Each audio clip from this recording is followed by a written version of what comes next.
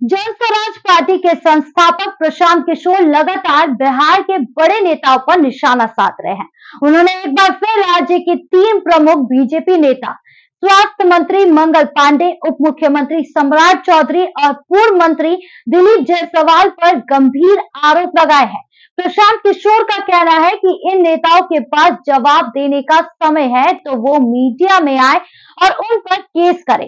प्रशांत किशोर ने कहा कि स्वास्थ्य मंत्री मंगल पांडे ने 86 लाख रुपए में एक फ्लैट खरीदा है। इसमें से 25 लाख रुपए उनकी पत्नी के खाते से दिए गए हैं, जिसका पूरा ब्यौरा उनके पास है। उन्होंने आरोप लगाया कि ये पैसा दिलीप जायसवाल के खाते से पांडे के पिता के खाते में गया और फिर उनकी पत्नी के खाते में जमा हुआ। उन्होंने कहा कि मंगल पांडे ने स्वीकार किया कि उन्होंने पैसा लिया था लेकिन बाद में लौटा दिया। इसमें प्रशांत किशोर ने सवाल उठाया कि अगर पैसा लौटा दिया है तो फ्लैट खरीदने के बाकी पैसे कहां से आए।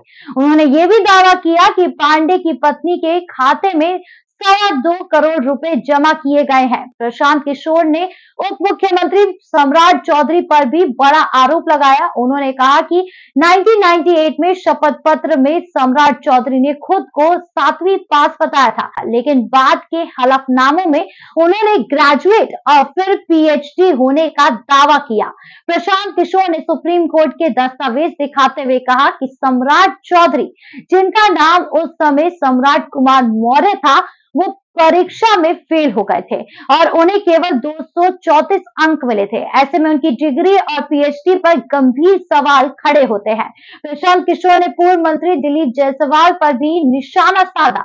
उनका कहना है कि जायसवाल ने सिख समुदाय के अल्पसंख्यक कॉलेज पर कब्जा कर लिया।